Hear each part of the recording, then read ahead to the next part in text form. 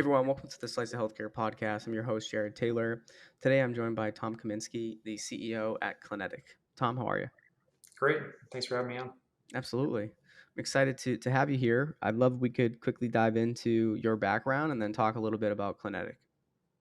Yeah, sure. So I've got about 22 years of healthcare and technology and product development experience.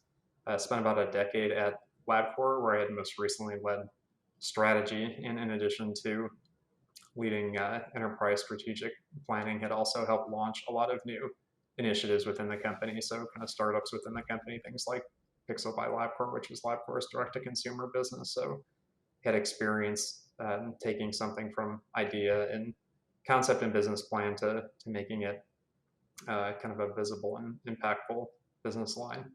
And had also spent about 4 years working at Duke University, majority of that within the Duke Clinical Research Institute. So had gotten to learn about how academic health systems work and how clinical research works. And about 2 years ago, had connected with some colleagues at Duke who were working on some new ideas, and um, that ended up becoming what is now Clinetic. So I left LabCorp about 18 months ago to help start up this new company. And that really ties into if you could tell us more about Clinetic's core focus. So we always focus on the why, how, what of the companies, of the guest companies that come on. Can you share that with us? Yeah, sure. So at Clinetic, we are highly focused on connectivity to electronic health record systems and helping use that connectivity to accelerate clinical research. And kind of the larger story being that over the last decade, billions of dollars have been invested by health systems to install electronic health record systems, and a lot of that done with an eye towards, in its initial phase, optimizing for administrative tasks. And really, what we see as the opportunity in the decades ahead is to use that platform and investment to drive efficiencies and improvement in care delivery and research, with us more focused on the research side of it. So we have two products initial products that we do that with. We have Clinetic Investigate, which helps health systems identify and enroll patients into clinical studies and make that process more efficient and make that process faster. And that is one of the biggest pain points in kind of drug development for the last couple of decades.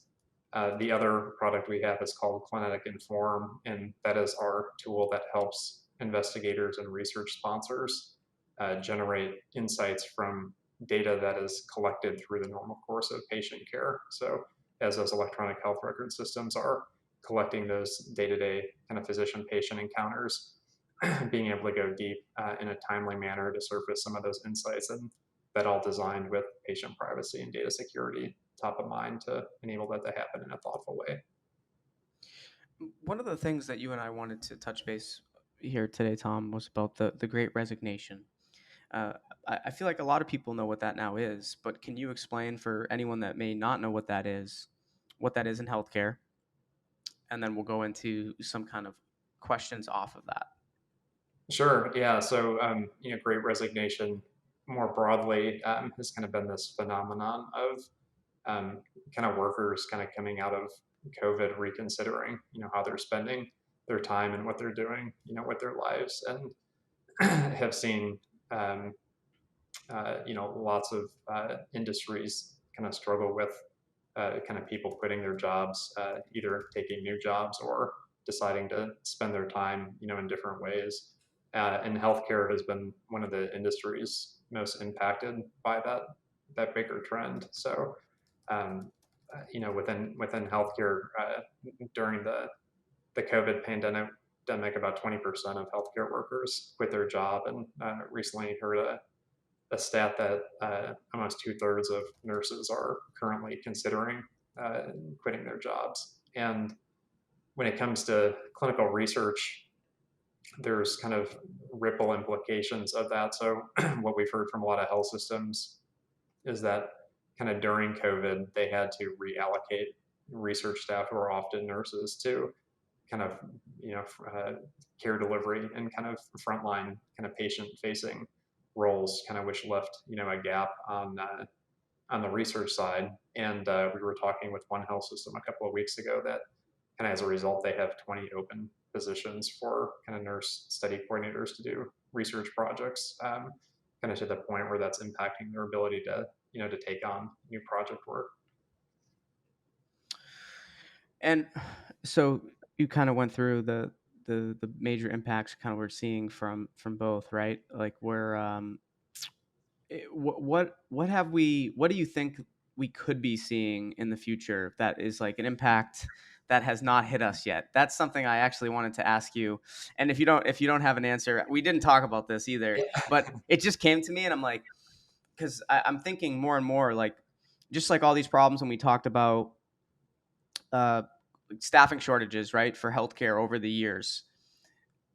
It had an immediate impact, but then the long-term impact was, huge. What is the long-term impact of the Great Resignation on clinical research? Yeah, to be honest, I think the long-term impact is it's going to force ingenuity to do things differently. So the same way that COVID dramatically forced, I mean, healthcare and clinical research included, to rethink how does work get done when you're forced to come up with solutions where your basic premise is patient is not going to come visit you in person.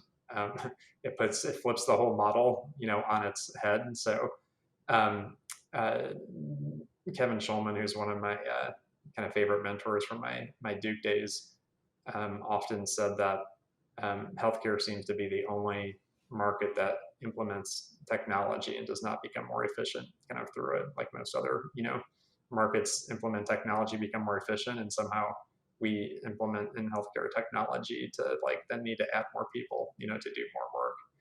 And part of that is kind of the nuance of healthcare that you're wanting to generate all this additional data and information and to drive knowledge and learnings and help at the end of the day improve health and eliminate disease.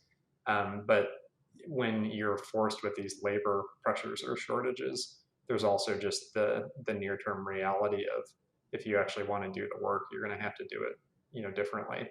And healthcare,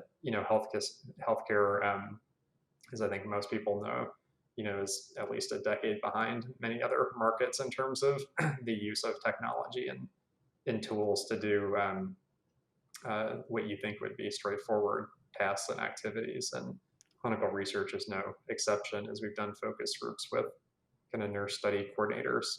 A lot of their processes are still very much paper based or spreadsheets at best, in terms of some of the areas that we're focused on. So not only does bringing kind of technology or tools to that help make any individual worker more efficient, but using technology can also help centralize certain functions that were originally required to be in person only, which then kind of looks at efficiency in a whole new way, which then you don't need as many people to do that same work. Absolutely. Well, what's next for Clinetic that you can share with us?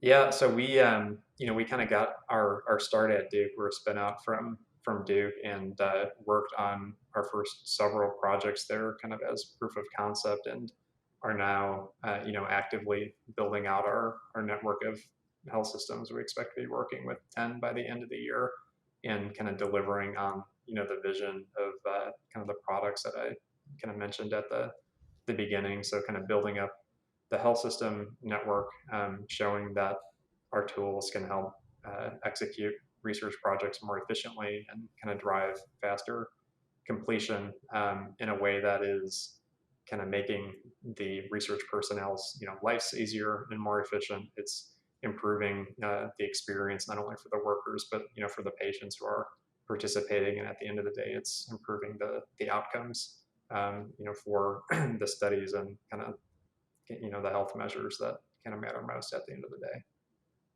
Well, Tom, I want to thank you for joining us on the podcast today. It was an absolute pleasure hearing your thoughts on the Great Resignation, learning more about Clinetic, and then hearing what's next for the company. So really appreciate your time here today and wish you and the team all the best of luck. Thanks, sir. Appreciate you having me. Have a great way.